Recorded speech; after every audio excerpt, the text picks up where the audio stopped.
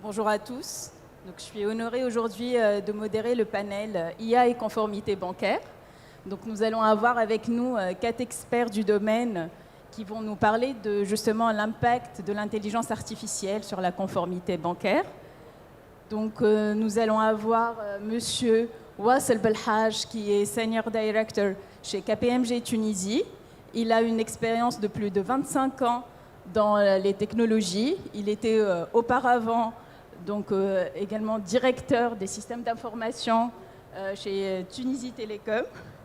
Et il était aussi responsable de la technologie et de la transformation chez Tijeri Bank. Donc, après avoir eu également une responsabilité du conseil en technologie chez EY. Voilà. Nous allons avoir aussi avec nous Monsieur Mohamed Mansouf Gassouma, qui a une expérience de plus de 28 ans dans le domaine bancaire et qui est actuellement directeur de la conformité bancaire chez l'ATB, donc et tout ce qui est lié à la lutte contre le blanchiment d'argent et détection de la fraude. Nous avons également avec nous Monsieur Thibaut Verbiest, donc c'est un avocat expert dans le domaine des technologies, donc avec une expérience de plus de 30 ans dans ce domaine-là et qui s'intéresse à tout ce qui est en lien avec l'intelligence artificielle, les crypto-monnaies, les CBDC et qui intervient également en tant qu'enseignant à la Schema Business School à Paris. Donc, nous allons avoir aussi Madame Wissem Agil Ibn Youssef, qui est professeure associée chez EM Normandie et docteur en sciences économie. Elle a rédigé plusieurs articles scientifiques et s'intéresse, entre autres, à la maîtrise des gestions des risques en intelligence artificielle. Donc, merci d'être avec nous aujourd'hui. Ces dernières années, on a remarqué que le secteur bancaire a été impacté justement par les transformations en IA, donc que ce soit au niveau des services ou des opérations. Et cela a eu un impact sur comment la banque opère ou encore sa relation avec ses clients. Donc, je vais m'adresser d'abord à Monsieur Belhaj pour lui poser la question quelles seraient les applications justement de l'intelligence artificielle dans le domaine bancaire. Merci beaucoup. Bonjour à tous et ravi d'être parmi vous dans ce panel. Un panel très intéressant parce qu'il rejoint il relate un contraste, deux antidotes, l'intelligence artificielle et la conformité. Quelque chose qui est réglementaire, bien régi, bien fondé et un concept innovateur. Donc il y a un contraste assez apparent. Bon, là, je commencerai probablement par poser une question. Quelle banque on souhaiterait avoir afin de comprendre quels sont les ingrédients qu'on devrait injecter en termes d'intelligence artificielle, de transformation digitale ou autre. Donc, si on souhaite adopter les nouvelles tendances en termes de services bancaires, on devrait être plus penché et orienté vers une banque comportementale, c'est-à-dire une banque qui focalise énormément sur le client plus que le processus. Et si on fait ce transit-là entre processus client versus client, il y a toute une transformation culturelle, une transformation organisationnelle, une transformation digitale, une transformation du processus en tant que tel, ainsi de suite. Donc, il est important de comprendre que si on adopte cette transformation au niveau de la banque, il faudrait qu'on puisse agir et injecter cette transformation au niveau de différents niveaux. D'accord ? L'intelligence artificielle joue un rôle énormissime en termes de transformation. Ça devient un quotidien. On vit avec l'intelligence artificielle de plus en plus. Ça devient très disponible dans nos smartphones. Et puis, c'est quelque chose qui nous accompagne dans notre quotidien. Donc, le client qu'on a cité, donc on a dit que la banque du futur ou la banque qu'on souhaite avoir, c'est une banque qui est axée sur le client. Ce client-là, il commence de plus en plus à adopter l'intelligence artificielle. Du coup, il faudrait que cette banque puisse se doter des outils nécessaires afin d'adopter cette intelligence artificielle. Une intelligence artificielle qui devrait répondre à ce contraste qu'on a cité tout à l'heure, IA, réglementation, conformité, Donc l'IA devrait répondre à plusieurs questions, notamment la question concernant donc, la qualité des données qu'elle puise, parce que l'IA, c'est essentiellement de la data, donc la qualité des données. Il faudrait qu'elle réponde aussi à la question de la transparence. C'est pas n'importe quelle IA qui pourrait être adoptée au niveau du banque. Il faudrait que cette IA-là puisse assurer une certaine traçabilité de la prise de décision automatisée à son niveau. S'octroyer un crédit à travers de l'IA n'est pas possible si on n'est pas sûr et certain de la traçabilité de l'action. Et l'IA est injectée au niveau du Customer Insight, donc la connaissance du client, ce qu'on appelle la fidélisation du client, donc tout ce qui est programme de fidélisation, au niveau du back-office pour automatiser aussi donc, les processus de la banque et ainsi de suite. Donc il faudrait bien que l'on opère tout un programme de transformation radicale au niveau de la banque pour que cette banque-là puisse inculquer et puisse digérer les concepts innovateurs. Et tout à l'heure, Sina Melfer, il a présenté le concept de start-up, d'innovation. Il faudrait que cette banque-là se dote d'un cadre réglementaire et organisationnel lui permettant de collaborer avec les entités innovatrices en la matière. Donc il faudrait que l'IA soit adoptée à travers un cadre bien clair, un framework de l'IA qui est clair et adapté aux besoins de la banque. Et il faudrait qu'aussi cela puisse s'accompagner d'un cadre qui régisse l'adoption de l'innovation dans sa globalité. Merci. Donc l'IA justement peut être adoptée de différentes manières dans la banque et aura, comme vous avez dit tout à l'heure, justement comme objectif d'améliorer justement l'expérience du client. Donc je m'adresse maintenant à Monsieur Gassom justement pour vous poser la question.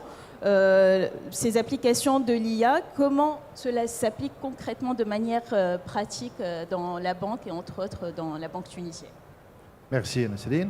Merci, donc je suis content d'être parmi d'imminents experts ici présents. Et le fait de notre présence ici de différents secteurs, notamment dans l'assistance et par nos chers panélistes, et bien sûr le constat pertinent de la convergence de l'IA. Et ne pas parler de l'IA aujourd'hui dans notre écosystème, que ce soit financier ou économique, c'est de ne pas respecter l'intelligence des uns et des autres. Donc, en effet, aujourd'hui, on n'imagine pas une pérennité d'un établissement financier de quelque nature qu'il soit, bancaire ou autre, ne pas embrasser l'IA et l'utiliser notamment dans les notions de profiling qui résument ce qui a été très bien présenté par M. Hussein. Aujourd'hui, un établissement bancaire ne peut pas exprimer ou personnaliser ou comprendre les besoins de son client sans un travail justement de profiling qui se base principalement sur un volume de data et surtout une qualité de data. Et je crois que le problème de la qualité, on va dire le problème de la qualité de data, on la traitera peut-être en fin de séance, parce qu'en effet, c'est un des effets pervers qui est la réussite dans l'optimisation de l'utilisation de l'intelligence artificielle dans le domaine financier, notamment bancaire, dépend énormément de la qualité et du volume d'informations qui seront collectées par le client.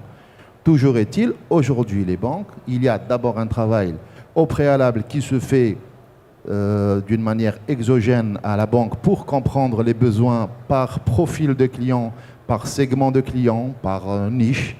Et une fois que l'on a mis en place au préalable des scorecards pour répondre justement aux besoins et personnaliser et fidéliser, c'est du gagnant-gagnant. Autant le client doit se retrouver, il doit trouver un partenaire bancaire qui répond à ses besoins, autant bien sûr l'établissement bancaire est là aussi pour servir le client et être performant. Pour être performant, la condition sine qua non, c'est bien sûr de comprendre les besoins de son client et ça ne peut se faire. On ne peut plus l'imaginer aujourd'hui sans l'intelligence artificielle. C'est un fait. Merci. Donc, justement, ça peut permettre d'améliorer la performance de la banque, mais en parallèle, ça génère peut-être d'autres risques. Ça peut influencer justement aussi la gestion des risques. Donc, ma question serait, la gestion de risque, est-ce qu'elle est plus optimale avec l'intelligence artificielle? Est-ce que cela peut impacter, entre autres, la stabilité bancaire? Donc, Wissem, je vous passe la parole.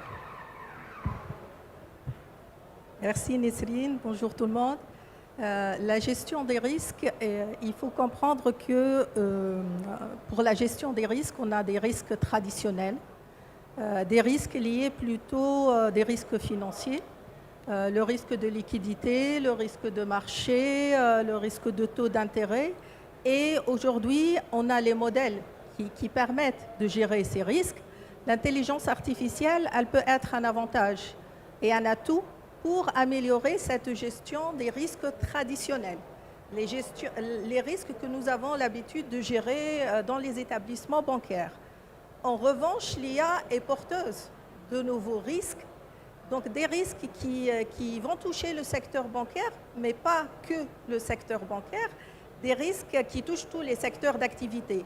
Néanmoins, l'impact, il sera plus important au niveau du secteur bancaire. Pourquoi ? Parce que, on le sait, le secteur bancaire est régi par des lois où on a des risques qui sont plutôt, il y a des interdépendances au niveau des risques. Et donc, le fait que le secteur bancaire va dépendre de plusieurs fournisseurs de services d'IA, le secteur bancaire aussi va dépendre peut-être des big tech pour la fourniture de services IA. Cette concentration des risques entre les mains des tierces personnes peut amplifier le risque au niveau du secteur bancaire et en plus peut favoriser la propagation de ce risque et mettre en péril toute la stabilité du système financier. Donc, l'IA est porteuse de risques, mais peut-être dans le secteur bancaire, il faut être beaucoup plus vigilant parce qu'on a un historique de crises financières, des crises bancaires qui font que la réglementation bancaire a évolué en fonction de ces crises. Les accords de Bâle sont là pour nous rappeler à chaque fois que face à un danger, face à un risque, il faut réagir et il faut établir une réglementation pour protéger tout le secteur bancaire. Aujourd'hui, il y a eu une mise à jour des accords de Bâle au mois d'avril dernier et cette mise à jour, elle ne s'est pas focalisée sur l'intelligence artificielle. L'intelligence artificielle, c'est un risque parmi d'autres. Donc aujourd'hui, peut-être l'industrie bancaire fait face à plusieurs innovations. Le big data tout d'abord, les fintech, les nouveaux entrants qui stabilisent un petit peu le mode de fonctionnement des banques. Et on a plusieurs ruptures successives au cours des dernières années. Et la dernière couche, c'est l'intelligence artificielle.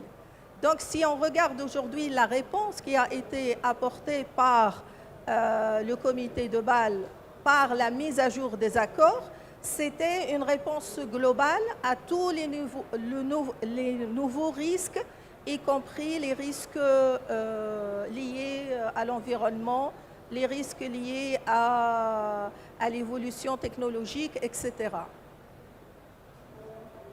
Merci. Qu'en pensez-vous, Monsieur Verbiest, par rapport à la gestion des risques liés à l'intelligence artificielle dans le secteur bancaire? Oui, alors je crois que l'essentiel a déjà été dit. Alors pour essayer de synthétiser, je pense que en la matière, l'IA, c'est à la fois une solution, c'est un problème et c'est une opportunité. C'est les trois à la fois. C'est une solution parce que ça fait bien longtemps qu'on vit dans un environnement où aucun être humain n'est plus capable d'assurer une gestion des risques digne de ce nom. C'est juste pas possible. Et avant l'avènement de l'IA, les choses étaient relativement en silo. C'était difficile d'avoir une vision globale du risque. Aujourd'hui, l'IA est tellement puissante qu'elle permet de faire ce que absolument même pas une armée d'humains experts pourrait faire. Donc c'est une solution. C'est juste on est obligé de vivre avec. Et d'ailleurs, la technique va continuer à évoluer. Et la complexité de la gestion du risque est sans limite, en fait. Ça dépend où on met le curseur. Et ça dépendra aussi de l'attitude des régulateurs. Plus la technologie va évoluer, et plus les régulateurs seront exigeants. Et aujourd'hui, donc c'est un paradoxe apparent. La technologie pousse à la sévérité, en réalité.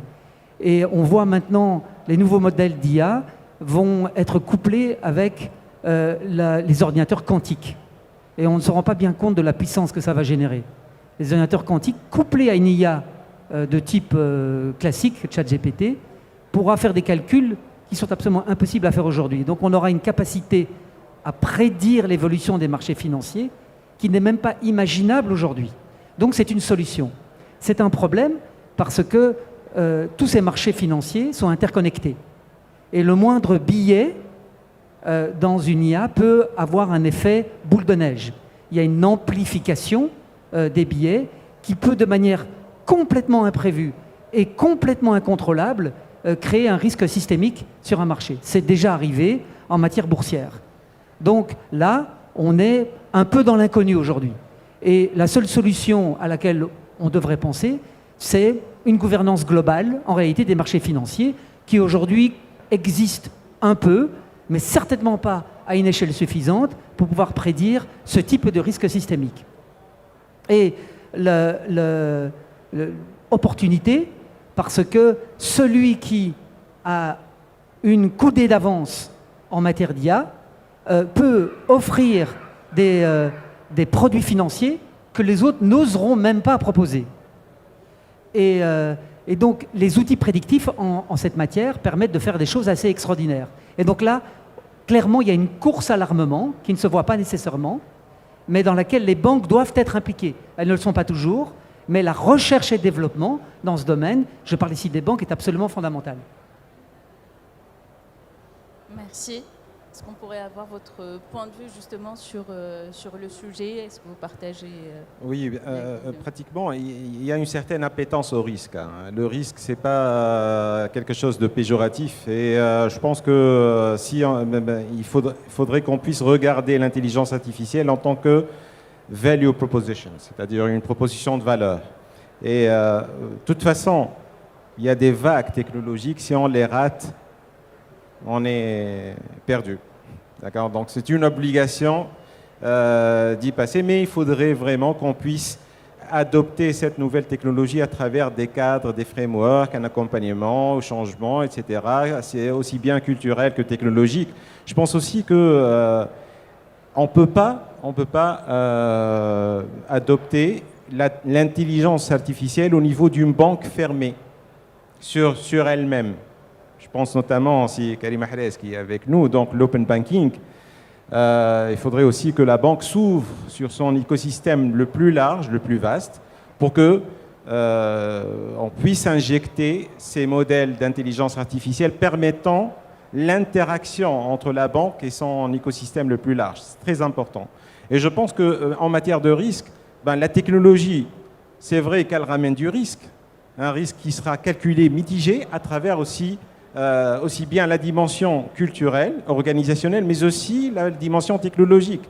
Parce qu'il faudrait penser aussi qu'il y a un dilemme entre adoption de nouvelles technologies, ouverture des architectures de la banque ou ces API, ce qu'on appelle les API sur l'écosystème le plus large, mais aussi la cybersécurité. C'est très important que la banque se dote des dispositifs de cybersécurité. Moi, je me rappelle dans un cadre antérieur, là où j'ai exercé la fonction de Head of Technology and Digital Transformation dans une banque.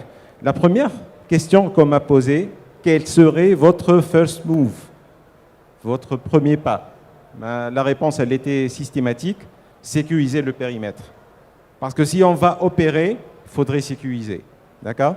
Et en matière d'intelligence artificielle, comme je l'ai dit tout à l'heure, le risque est mitigé à travers la technologie et le concept en tant que tel. Lorsqu'on parle de explainable AI, par exemple, c'est un concept qui émane de l'intelligence artificielle, mais qui permet d'allier à la fois cette adoption, cette appétence au risque, ainsi que la mitigation du risque réglementaire qui est évoqué par mes collègues tout à l'heure.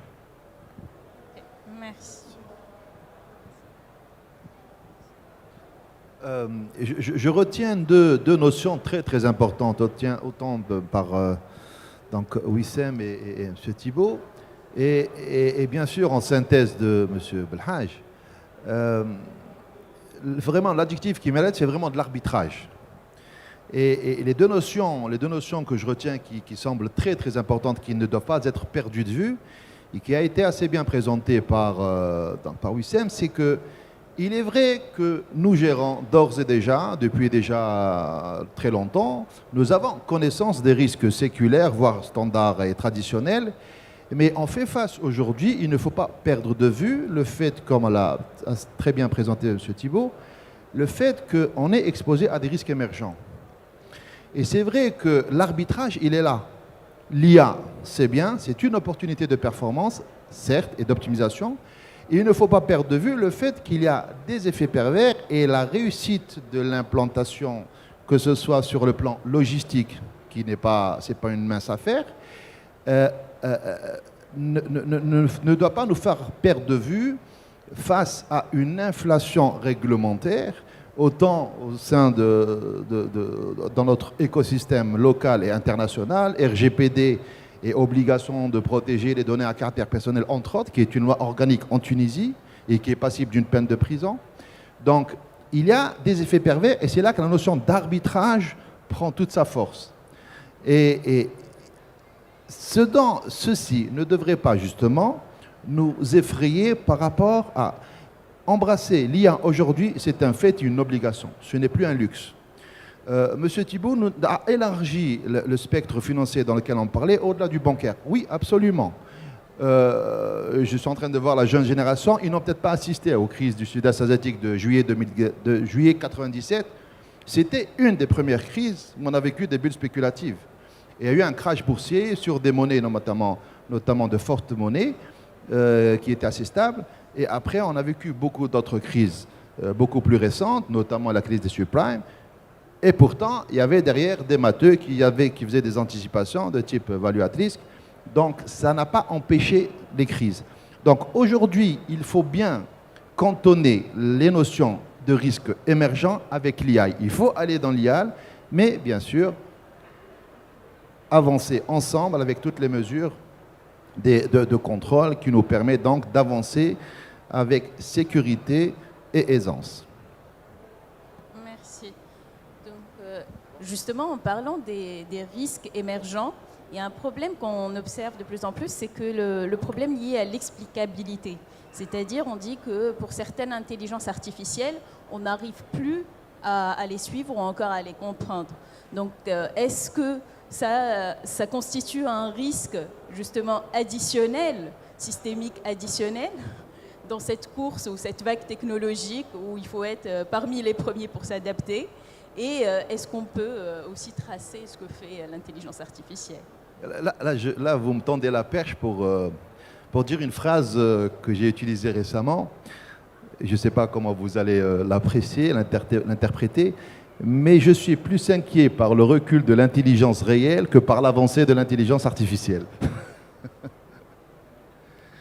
Donc c'est vrai que l'effet pervers, on le voit même avec mes enfants. C'est un des effets pervers de l'intelligence artificielle, et on ne va pas non plus faire de la pub à ces applications qui font le travail pour vous, mais c'est vrai qu'il faut faire très attention à ça. Merci. Monsieur Verbiest, qu'est-ce que vous en pensez? Est-ce qu'on peut justement, par rapport à ce risque additionnel, est-ce qu'on peut le considérer comme un risque additionnel systémique et comment faire face à ce problème d'explicabilité? Alors, en tant que juriste, pour moi, c'est le premier problème de l'intelligence artificielle parce que le responsable, ce n'est pas le système d'IA, c'est celui qui l'opère ou éventuellement qui l'utilise ou éventuellement aussi qui le développent. Donc il y a un principe de responsabilité. Il existe de manière générale, mais il existe aussi de manière spécifique dans les services financiers. Les régulateurs sont très attentifs à cette notion d'explicabilité, puisqu'elle est liée à la notion de responsabilité. Et aujourd'hui, on est arrivé à un stade de développement de l'IA où les développeurs eux-mêmes ne comprennent plus leur IA. Ça, c'est une réalité. Et il y a cette histoire, vous avez peut-être entendu dans la presse, qui était assez extraordinaire, où des chercheurs ont mis 2 IA en communication l'une avec l'autre, et elles ont inventé une langue pour se parler que personne ne pouvait comprendre. Et donc voilà les chercheurs qui ne comprenaient absolument plus ce que leur IA faisait. Alors ça renvoie évidemment à des fantasmes de science-fiction, hein, l'IA va prendre le pouvoir sur le monde, etc. Mais il y a un peu de ça quand même. Et donc aujourd'hui, le chemin qu'emprunte une IA est un chemin qu'on ne comprend plus et un chemin en plus qui diffère à chaque requête. Faites l'expérience avec ChatGPT. Si vous posez la même question à ChatGPT 2 fois, il ne vous donnera pas exactement la même réponse. Bon, peut-être plus ou moins, mais jamais tout à fait la même réponse. Parce qu'on ne comprend pas exactement le chemin qui est emprunté. Parce qu'il y a trop de paramètres. Quand vous avez des centaines de milliards de paramètres dans une IA, qui peut suivre une IA, sauf peut-être une autre IA? Et donc les chercheurs maintenant, ils créent des IA qui expliquent les IA. Donc vous voyez où ça va s'arrêter ça? Est-ce qu'il faudra une IA qui explique l'IA, qui explique l'IA? Alors, honnêtement, aujourd'hui, on n'a pas vraiment de solution. Les recherches sont en cours. On parle beaucoup de gouvernance. Alors, il y a une piste qui est utilisée maintenant par les chercheurs, c'est celle de la blockchain, ou en tout cas d'une technologie inspirée de la blockchain, et qui permettrait de tracer en temps réel toutes les interactions, toutes les opérations qui sont faites par l'IA lorsqu'une requête est faite. Parce que c'est ça que la blockchain fait. La blockchain, c'est un registre qui peut enregistrer toutes les opérations qui sont faites à un temps donné, avec l'avantage que c'est immuable, on ne peut pas l'altérer, on ne peut pas tricher, mais le problème de la blockchain, c'est qu'elle n'a pas été conçue aujourd'hui, les blockchains actuelles n'ont pas été conçues pour pouvoir enregistrer autant de données à la seconde. C'est un problème de scalabilité. Donc aujourd'hui, c'est vraiment un sujet de recherche dans les départements informatiques qui est d'assurer cette explicabilité. Et honnêtement, je pense qu'on n'y arrivera jamais totalement. Ok, merci. Donc on voit que justement ça constitue un problème auquel peut-être il faudrait adopter les normes prudentielles ou encore réglementaires. Et donc je me demande en termes de conformité en normes prudentielles et réglementaires, est-ce qu'elles sont respectées? Est-ce qu'il faudrait peut-être adopter de nouvelles normes dans ce sens? Qu'en pensez-vous, Monsieur Gasson? Bon, pour parler de l'environnement dans lequel on évolue, c'est vrai qu'il y a des exigences réglementaires et de différents types. Dans l'hierarchie des lois, nous assistons à des lois, nous faisons face à des lois donc, de type constitutionnel et certaines circulaires, notamment des autorités de tutelle, qui nous obligent donc à nous acquitter d'une certaine démarche afin de respecter la conformité dans ce domaine-là. Il y a bien sûr des instances indépendantes qui sont assez puissantes, notamment l'instance de protection des données à caractère personnel. Pour ne pas paniquer, il y a un dispositif réglementaire qui nous permet d'être en conformité. Et il n'y a pas de blocage, il n'y a pas d'interdiction, on va dire. Donc souvent, dans notre environnement, en tant qu'institutionnel, on retombe sur dans les différents secteurs, la télécommunication, le domaine médical, le domaine financier. Il y a un dispositif à prendre pour... en fait, il faut jouer le jeu. Et le jeu, il est simple. C'est être transparent avec le client, par exemple, lors de la collecte de ces données, et l'informer éventuellement que l'on va traiter ces données, et informer les différentes instances, donc l'équivalent du CNIL en France, informer les différentes instances du dispositif de collecte, du dispositif de protection, je parle sous le contrôle du spécialiste IT, et les dispositifs existent. Donc il ne faut pas être effrayé par justement l'opportunité d'aller vers l'IA dans le strict respect de la réglementation. Ça peut tout à fait se faire. Ce qui est peut-être un peu plus critique, un peu plus, peut-être pas critique, mais un peu plus sensible, c'est tout à fait ce qu'a avancé M. Thibault, c'est que on ne connaît pas, on ne sait pas jusqu'où va aller l'IA. Donc, intégrer l'IA dans le système de gestion interne ne doit pas nous faire occulter le fait qu'on pourrait être exposé à un risque émergent. Et le risque émergent, ce n'est qu'un risque, ce n'est pas une perte, c'est un risque potentiel, latent. Donc, le cas échéant, ce n'est pas un argument solide, c'est-à-dire que les exigences réglementaires qui couvrent ce champ-là n'est pas un argument justement pour ne pas aller dans l'IA, au contraire. Merci. Wissem, je vous laisse la parole peut-être si vous avez des points à ajouter sur la conformité, les réglementations. Je ne suis pas juriste de formation, mais bon, par rapport à la gestion des risques et les risques émergents, moi, ce qui m'a un peu surpris dans la mise à jour dont j'ai parlé du mois d'avril pour la réglementation BAL 3, effectivement, c'est la première mise à jour après celle de 2010. Après 14 ans, c'est la première fois qu'il y a eu cette mise à jour. Ce qui m'a un peu surpris, c'est que l'IA n'est pas prioritaire dans la classification des risques. L'IA fait partie des risques, mais les risques financiers plutôt liés à l'environnement et à la finance verte passent avant l'IA et les risques technologiques viennent en deuxième position. Ça aussi, ça traduit peut-être un état d'esprit au niveau du système financier et au niveau du système bancaire. Les priorités aujourd'hui, on a une priorité plutôt orientée vers la finance verte, vers la finance durable.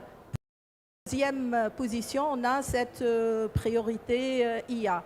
J'ajouterais aussi que les risques auxquels sont exposés aujourd'hui les banques, il y a la concurrence des fintechs, mais ça fait des années qu'on a appris à gérer cette concurrence. Mais aussi, il y a la défi. Quand on parle de finances décentralisées, quand on parle de crypto-actifs, aujourd'hui, on a plusieurs dossiers qui sont ouverts, qu'on n'a pas tranchés par rapport à ces questions-là. Et donc, l'IA vient un énième challenge, on va dire, pour la réglementation financière et pour la réglementation bancaire. On n'a pas de réponse. Oui, je voudrais, en matière de gestion de risque, rappeler qu'il y a maintenant une réglementation en Europe sur l'IA qui est toute fraîche, qui est toute neuve et qui va être pour l'essentiel des dispositions applicables dans 2 ans. Et donc là, c'est une couche qui s'ajoute à la gestion de risque et à la conformité réglementaire qui est très importante parce que cette réglementation européenne s'applique également aux services financiers. Elle n'a pas spécialement été conçue pour les services financiers, mais voilà une couche réglementaire qui vient s'ajouter, qui va complexifier encore la gestion de risque et la conformité réglementaire. Parce que ce que dit en gros cette réglementation, elle dit qu'à chaque fois qu'il y a un système d'IA qualifié de haut risque, il y a des obligations renforcées dans le chef de celui qui la propose. Et ce qu'on appelle obligation renforcée, ça ressemble pas mal au régime du RGPD, c'est vraiment inspiré du RGPD tout ça, en matière de données sensibles. Et il faut l'équivalent d'une étude d'impact et de conformité avant de lancer l'IA. Il y a un ensemble d'informations à fournir aux utilisateurs et il y a également une obligation qu'il y ait toujours une possibilité d'intervention humaine s'il y a par exemple une plainte des utilisateurs. Et alors quand on parle en ce moment même, il y a une consultation publique de la Commission européenne pour essayer de mieux comprendre comment appliquer ce nouveau règlement aux services financiers. Donc tout le secteur financier aujourd'hui est en train de donner son avis. Et par exemple, on se pose la question, d'abord, c'est quoi des systèmes d'IA à haut risque dans les services financiers. Il faut commencer par ça. Il faut qu'on soit d'accord sur... Alors, on est d'accord de dire, par exemple, qu'un système de credit scoring, ça, c'est un système à haut risque. Donc, le fait d'utiliser l'IA pour décider ou prédécider qui est solvable et qui est éligible à un prêt, par exemple, ben oui, là, on est d'accord pour dire que c'est un système à haut risque, parce que s'il y avait le moindre problème dans l'IA, le moindre biais, ça aurait des conséquences très dommageables pour les demandeurs de prêts. Ou ça pourrait être très dommageable pour la banque elle-même, si l'IA était un peu trop, je ne sais pas moi, par exemple, laxiste, pour imaginer, hein, dans l'octroi de prêts. Donc ça, on est d'accord. On est d'accord de dire qu'en matière d'assurance vie et santé, par exemple, lorsque vous avez une IA, il y en a beaucoup aujourd'hui d'assureurs qui utilisent l'IA, pour déterminer l'assurabilité de quelqu'un ou pour tarifer, pour moduler la tarification des assurances. Imaginez que vous ayez un smartwatch, une montre connectée, et que vous ayez votre assurance vie qui vous dit « ben moi, je vais réduire ta prime si tu me prouves que tu as un style de vie sain. » Et ça, je le sais grâce à ta smartwatch, parce qu'elle est connectée à mon système, et mon IA, en temps réel, voit si tu manges bien, tu cours bien, si tu n'as pas un problème au niveau du cœur, de ta tension artérielle, etc. C'est des choses qui sont massivement utilisées aux États-Unis aujourd'hui. En Europe, on y va un peu plus prudemment parce qu'on a le RGPD et maintenant on a le règlement IA, mais c'est dans l'évolution naturelle du marché. Donc on ne pourra pas complètement dire non à ce type de service. Donc c'est très important aujourd'hui d'appréhender l'implication de ce règlement, parce qu'il est également, et ça c'est le dernier point, puisqu'on est ici en Tunisie, c'est une réglementation extraterritoriale dès lors que le système d'IA, imaginez, il y a de très belles startups ici en Tunisie, dans la matière d'IA, qui proposeraient leurs services à des Européens, qui produiraient des effets sur le marché européen, seraient soumis à la réglementation européenne. De la même manière que le RGPD a une application extraterritoriale, c'est vraiment cette réglementation est vraiment dans la filiation du RGPD. Et donc, en fait, le monde entier va être soumis à cette réglementation dès lors qu'elle interagira avec l'Europe. Et avec justement ces obligations renforcées qu'on pourra mettre en place, est-ce qu'on arrivera à réduire plutôt le risque de fraude et d'erreurs liées aux différentes opérations?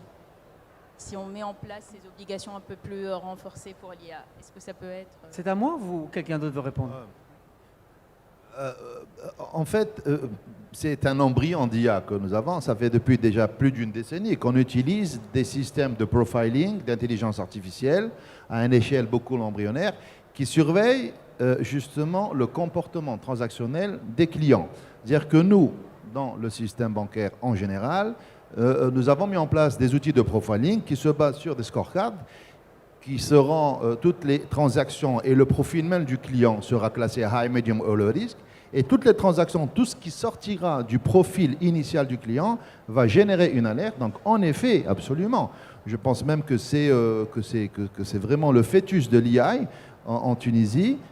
Bien sûr, c'est des providers qui nous fournissent ce service-là. Et nous, on paramètre selon le comportement atypique des éventuels fraudeurs. Et toute transaction ou toute trend des transactions financières qui sortira justement, et ce qu'on considère nous comme atypique, qui sortira du profil initial du client, va générer une alerte qui va bien sûr qui va être suivie probablement par des investigations qui pourront aboutir à des sanctions même pénales dans certains cas. Merci. Donc, Je pense qu'en matière de AML, l'intelligence artificielle, je souhaite vous rassurer, elle est là. Donc, si on scrute un peu la panoplie des produits, des systèmes d'information qui existent en matière de KYC au niveau des banques, des systèmes qui gèrent la fraude et le blanchiment d'argent, si on scrutine en plus les systèmes qui sont interfacés avec le global bancaire afin de fournir le portefeuille de services, le catalogue de services, etc., l'intelligence artificielle, elle est là. Et je pense que parmi les choses à éviter, probablement, c'est de confiner la mise en place et l'adoption de l'IA au niveau d'un département IT. Parce que les gens de l'IT, ils comprennent ce que c'est. Ils savent. Voilà un modèle d'intelligence artificielle. Bon, ils comprennent ce que c'est. À l'intérieur, ce n'est pas un black box pour eux. Alors que pour le métier, c'est effrayant. Et s'ils voient les résultats, ils vont se dire, voilà, c'est un grand risque. D'où les bonnes pratiques d'adoption de l'IA passent à travers une adoption collégiale. Il faudrait que tout le monde se mette au niveau du même table pour qu'ils puissent vraiment prendre les décisions nécessaires d'adopter et de digérer ce nouveau concept. Je pense aux différents use cases qui ont été déjà présentés par mes collègues, mais notamment des use cases d'adoption de l'IA au niveau de différentes couches, du call center, de customer relationship, en passant par les customer insights, et puis aussi en matière de dashboarding, de prise de décision stratégique, jusqu'à la partie opérationnelle. Et là, on se retrouve avec un peu la gestion de fraude et le blanchiment d'argent, mais aussi la cybersécurité et d'autres chantiers. Donc l'IA, elle est omniprésente. Et même si on se dit non, il faudrait qu'on adopte l'IA, elle est là. Donc il nous faut un cadre qui puisse gérer tout l'ensemble de ces fragments d'IA qui sont partout, qui les intègre en totale conformité et en alignement avec ce qui existe. En matière de AML, par exemple gestion de fraude, l'IA permet de libérer le back-office qui est censé gérer cet aspect-là, le libérer pour des tâches qui sont plus intelligentes. Parce que tout à l'heure, on a parlé de l'intelligence, est-ce que l'intelligence artificielle, l'intelligence humaine, etc. Mais si une tâche n'est pas valorisée en tant qu'intelligence digne de l'humain, c'est parce qu'elle n'est pas digne de l'humain. Donc il faudrait qu'on puisse faire monter en compétence l'intelligence humaine pour qu'elle puisse vraiment être alignée avec ce qui se passe en matière de nouveaux concepts d'intelligence artificielle. Les modèles de gestion de fraude sont des modèles qui sont réactifs, proactifs. Donc l'IA ramène une dimension de proactivité par rapport à la détection. C'est parce que l'IA aussi constitue ce qu'on appelle les personas au niveau de la banque. Les personas, c'est très important. Au niveau de la banque, l'IA permet de déduire quels sont les profils. Tout à l'heure, j'ai parlé de behavioral banking, donc la banque comportementale. Quels sont les profils de nos clients? Comme ça, en détectant les profils et en détectant aussi les différents modes de transactions qui existent entre nos clients, on arrive à détecter en mode proactif tout ce qui est fraude. Et puis en plus de ça, l'IA permet aussi de simuler des cas de fraude en anticipation par rapport à des cas qui pourraient se passer réellement. Merci. Donc avec cette simulation, je m'adresse à vous, Monsieur Verbiest. Est-ce que justement sur le plan juridique, on observe qu'il y a une réduction des fraudes ou pas? Oui, ça c'est un fait. Prenez par exemple PayPal. PayPal avait un niveau de fraude il y a une dizaine d'années qui était très élevé. Ce niveau de fraude a été divisé par 10. Et aujourd'hui, il est complètement sous contrôle parce que PayPal a massivement investi dans l'IA très tôt. Et donc les exemples en matière de gestion de fraude, l'IA a, dans certains cas, pratiquement éradiqué la fraude. Aujourd'hui, elle se complexifie, la fraude. Bien sûr, les fraudeurs deviennent de plus en plus intelligents, les fraudeurs utilisant eux-mêmes de l'IA d'ailleurs. Et donc, au final, c'est la guerre des IA qui sera déterminante.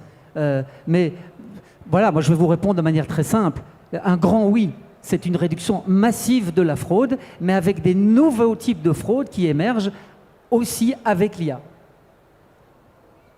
Okay, merci. Alors, il semble que ce soit nécessaire justement d'investir dans cette IA. et donc pour entre autres réduire la fraude. Et donc je me demandais, cet investissement en IA, quel serait son impact à long terme pour la viabilité des banques, entre autres? Allez-y, monsieur. Bon, l'investissement, c'est un fait. Aujourd'hui, on parlait de profiling. Profiling d'abord pour mieux servir le client et profiling pour mieux gérer nos risques. Donc c'est vrai que c'est je dis bien, c'est clair à ce stade-là que intégrer l'IA dans nos modes de gestion au quotidien et de nos activités courantes n'est plus un luxe. Ceci ne doit pas justement nous faire éloigner du fait que, je disais tout à l'heure, les effets pervers, parce qu'on ne sait pas où va s'arrêter l'IA. Et comme disait très clairement M. Thibault, c'est vrai que c'est des IA, les bons IA contre les moins bons. Sur le marché financier, la structure et la structure génétique d'un marché financier fait que dans un marché financier, pour qu'il soit profond et liquide, on a besoin de ces fameux spéculateurs.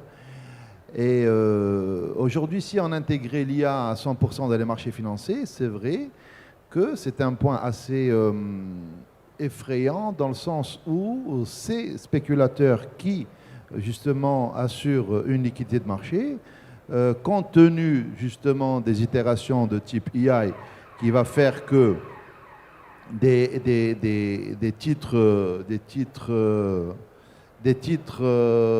cotés pourraient donc perdre leur liquidité parce que justement il n'y aura plus des spéculateurs qui annonceront, je ne sais pas, qui annonceront probablement vous savez, aujourd'hui, si M. Thibault il dit là immédiatement j'achète 200 000 titres ATB, c'est bon, le cours il va flamber. Et ça, c'est pas de l'IA. Donc c'est un des effets pervers justement de l'IA. Merci. Alors il nous reste quelques minutes justement pour conclure. Je voulais poser la question, selon vous, quels sont les 3 principaux défis au niveau du système financier avec cette intelligence artificielle? Si je vous demandais 3 principaux défis, pour vous, ça serait quoi? Monsieur Belhaj. Merci. Il y en a beaucoup, au fait, mais bon, on peut résumer ça au-delà du défi traditionnel, classique de la technologie, donc l'adoption de la technologie et l'impact technologique de l'IA sur les systèmes de la banque. Déjà, c'est un défi par rapport aux risques, et notamment en matière de cybersécurité, mais aussi les risques par rapport à la transparence de ces modèles d'intelligence artificielle. Je pense que le défi principal, c'est un défi d'adoption de l'IA au niveau de la banque. C'est un défi à la fois culturel, mais aussi organisationnel, et je réitère toujours les mêmes mots, parce qu'il faudrait vraiment que l'on puisse mettre en œuvre toute une démarche d'accompagnement au changement par rapport à l'IA, et notamment l'adoption de l'IA passe par des use cases. Et tout à l'heure, j'ai évoqué le fait que l'IA, ce n'est pas l'affaire des gens de l'IT, des technologues, ça concerne tout le monde. Il faudrait qu'on puisse s'organiser d'une manière agile, donc en termes d'organisation, et puis que le business puisse driver aussi et dire son mot par rapport à l'adoption de l'IA. Les use cases, généralement, ce qu'on observe, et nous, en tant que KPMG, donc, on l'a observé pas mal au niveau de différentes régions du monde, il faudrait principalement adopter l'IA en interne avant de l'exposer aux clients, pour que tout le monde puisse comprendre le concept déjà, le digérer, et puis si on est prêt à aller au-delà de nos frontières de la banque, ben allons-y. Les banques, généralement, ils adoptent l'IA en premier lieu à travers les chatbots qu'ils mettent à disposition des ressources humaines. Donc, il y a une certaine adoption interne de l'IA, et puis progressivement, ils exposent l'IA, et comme je l'ai dit tout à l'heure, bon, l'IA, elle existe, elle est omniprésente à travers les différents systèmes, KYC ou autres, onboarding, etc. Donc, il faudrait qu'on puisse vraiment comprendre ce que l'on souhaite faire, et tout cela soit drivé par un vecteur stratégique de la banque. Qu'est-ce qu'on souhaite faire de notre banque? Ce qui me ramène à mon premier mot tout à l'heure que j'avais évoqué. Merci. Oui, c'est... Peut-être je vais proposer 4 mots-clés, pas 3. Les 4 mots-clés sont tirés par un cadre qui a été défini selon une approche canadienne. pour l'application de l'IA dans les services financiers. Ça s'appelle les principes Age. Donc les principes Age, le E pour l'explicabilité des données, parce que le système financier, il ne faut pas qu'on oublie que c'est un système basé sur la confiance. Et si on perd cette dimension de confiance, le système il ne peut pas continuer à fonctionner. Donc la première lettre, c'est le E pour dire aujourd'hui, il faut qu'on implante une IA et qu'on soit capable d'expliquer cette IA et la traçabilité de toute la mise en place de l'IA dans les banques. Le D pour dire data, les données, et donc un système qui fonctionne de manière efficace, responsable, c'est un système qui devrait se baser sur des données de qualité. Et la condition de la qualité des données n'est pas toujours vérifiée actuellement. Le G pour dire gouvernance. Il nous faut un système de gouvernance des données, mais aussi de l'IA. Peut-être un comité d'éthique au sein des banques, à l'échelle micro, qui va certifier du respect de l'éthique dans toute la démarche d'implantation des modèles IA, et le E pour dire éthique à la fin. Et il faut que les systèmes d'IA qu'on implante aujourd'hui respectent aussi une approche responsable de la banque et une approche durable et soutenable de la banque. Voilà, les principes Age. Merci. Oui, alors c'est un peu une synthèse de ce qu'on vient de dire. Ces premiers défi, c'est bien sûr les billets, mais que je lie également à la notion d'inclusion financière. Je ne pense pas qu'on ait prononcé le mot d'inclusion financière, parce que les billets peuvent entraîner de l'exclusion financière, ou au contraire promouvoir l'inclusion financière. Il y a des pays que je nommerai pas, où un crédit hypothécaire peut être refusé sur la base de votre notation sociale, qui est en fait le reflet de ce qu'une IA comprend de vos comportements sociaux. Et vous voilà interdit bancaire ou de crédit bancaire parce que vous ne vous êtes pas bien comporté comme citoyen, et tout ça est géré par une IA. Bon, attention, cette tentation est forte, même en Europe. Vous savez ce qui se passe en Europe au niveau politique. On ne va pas introduire de la politique dans ce débat, mais la tentation de ce type d'IA est très forte en Europe, malgré la réglementation européenne récente. Donc, ça, c'est le premier risque, qui pour moi est majeur. Et c'est aussi une question de société. Le deuxième risque, on l'a dit à plusieurs reprises, c'est l'explicabilité. Et je pense qu'on n'investit pas assez dans la recherche fondamentale sur l'explicabilité. Il y a une course à l'armement au niveau de l'IA qui pousse les grandes entreprises dans le domaine à muscler toujours plus leur IA, parce que c'est une question de compétitivité. Mais je pense qu'on n'investit pas assez dans la recherche sur l'explicabilité. On en a parlé tout à l'heure. Il y a des technologies qui doivent être maintenant créées pour assurer cette explicabilité. Parce que sinon, on arrive au troisième risque, qui est le risque systémique. Imaginez aujourd'hui une nouvelle crise subprime, comme en 2008, avec les systèmes d'IA que nous avons aujourd'hui. Qui peut aujourd'hui prédire quelle sera la réaction de ces IA? Personne, à cause du problème d'explicabilité. Est-ce que les IA, dans ce système ultra interconnecté des marchés financiers, va renforcer une tendance négative qui serait lancée, entraînant en réalité la crise? Peut-on répondre à cette question aujourd'hui? Déjà en 2008, le problème existait. On sait qu'en 2008, les systèmes experts, on appelait ça les systèmes experts, par exemple en matière de trading haute fréquence, qui existaient déjà, avaient accentué la tendance. On le sait, ça a existé en 2008. Ça a aggravé la crise en 2008. Imaginez maintenant. D'où l'importance de cette réglementation européenne, qui devrait devenir globale, mondiale, et l'importance de technologies d'explicabilité qui n'existent pas aujourd'hui. Merci.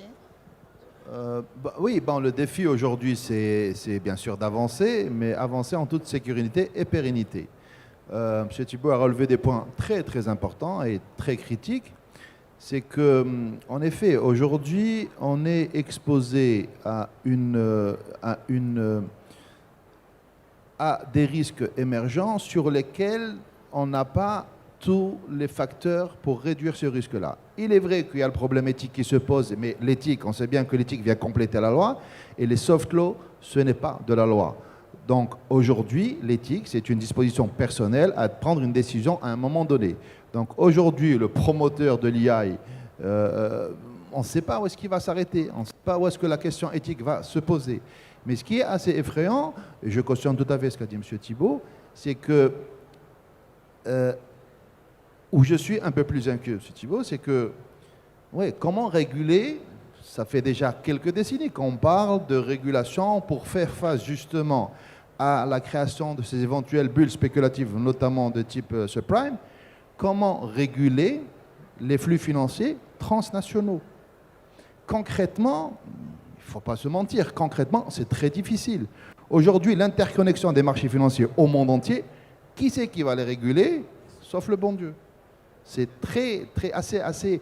C'est le débat, bon, ça nous ouvre peut-être un autre panel la prochaine fois, mais le débat, il a toute sa force aujourd'hui.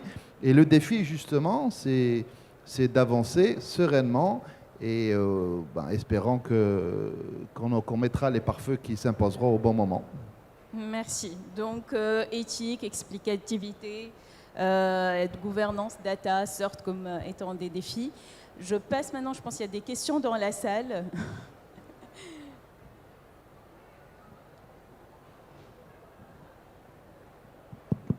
Oui, donc Kelly Mahrez, moi je représente un peu le patronat Connect et je voudrais vraiment profiter de la présence de Thibault parmi nous parce que je le vois de temps en temps au moment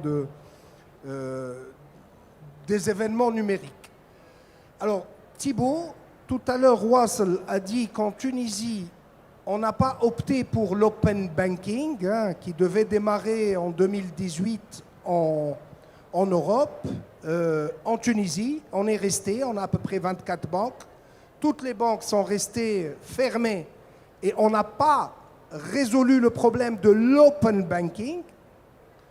Aujourd'hui, on voit arriver en Europe une nouvelle réglementation DORA qui sera applicable à partir du 17 janvier 2025, qui prendra en considération les risques, qui poussera les banques à faire des pen tests de sécurité chaque 3 années pour justement accompagner cette évolution de l'IA. Ma vraie question, c'est que DORA, dans la réglementation qui va arriver, prend en considération aussi les third parties, donc les autres banques. Est-ce qu'aujourd'hui en Tunisie, alors qu'on n'a pas appliqué l'open banking, la sécurité pour l'ouverture entre nous, est-ce que cette nouvelle réglementation DORA 2554 va obliger les banques partenaires, les third parties, à sécuriser les transactions, les API, etc. Oui ou non? Et qu'est-ce que vous conseillez? Qu'est-ce qu'on doit faire? Parce qu'on est fermé sur nous-mêmes. Et chaque banque est fermée, elle ne veut pas s'ouvrir pour que justement il y ait des startups, des entreprises qui travaillent en collaboration. Alors que n'ayant pas ouvert nos banques, malgré beaucoup d'appels à la Banque centrale, etc., aujourd'hui, en fait, cette nouvelle réglementation, moi j'ai bien peur qu'on sera un peu isolé, qu'il y a comme d'ailleurs l'RGPD, mais ça c'est encore plus compliqué que l'RGPD, et c'est une nouvelle réglementation qui va arriver. Si on n'est pas à jour, qu'est-ce qui va se passer? Donc voilà ma question. Thibault, je ne sais pas si tu as une idée sur DORA, sur la 2554. Elle sera applicable. Elle a démarré en 2022. On a comme toujours donné 2 années, 3 années comme l'open banking aux banques pour qu'elles s'organisent. Elle sera applicable en Europe à partir du 17 janvier 2025. Ouais. Alors, c'est un autre débat que sur l'IA, mais peut-être rapidement, Tu sais que l'open banking est d'abord une spécificité européenne, hein. Ça a démarré vraiment en Europe. Il y a peu de régions dans le monde où l'open banking est développé comme en Europe, et ça n'a pas été facile.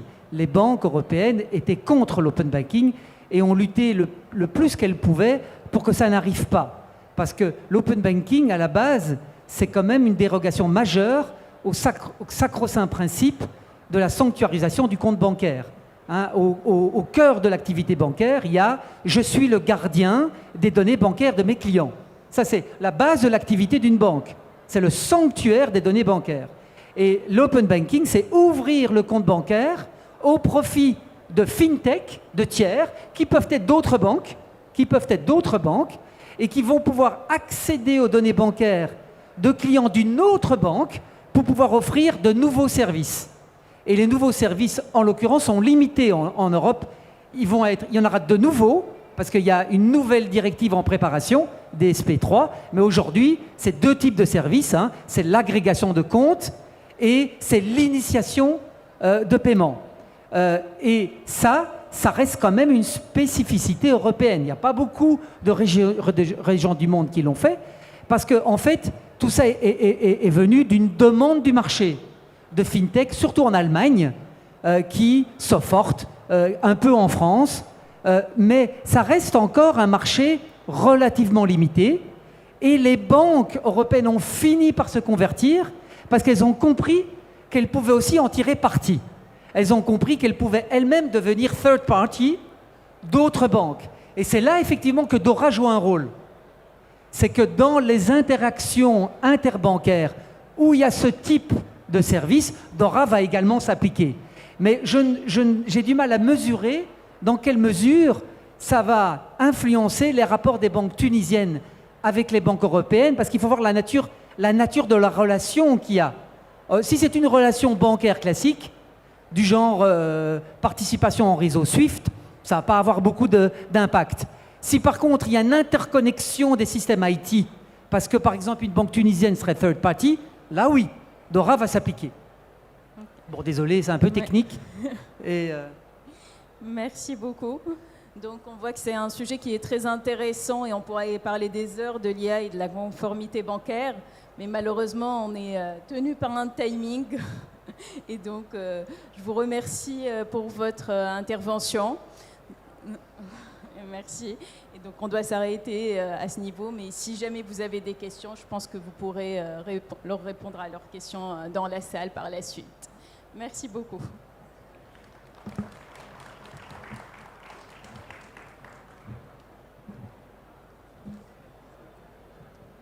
Merci à l'ensemble des panélistes. Merci beaucoup.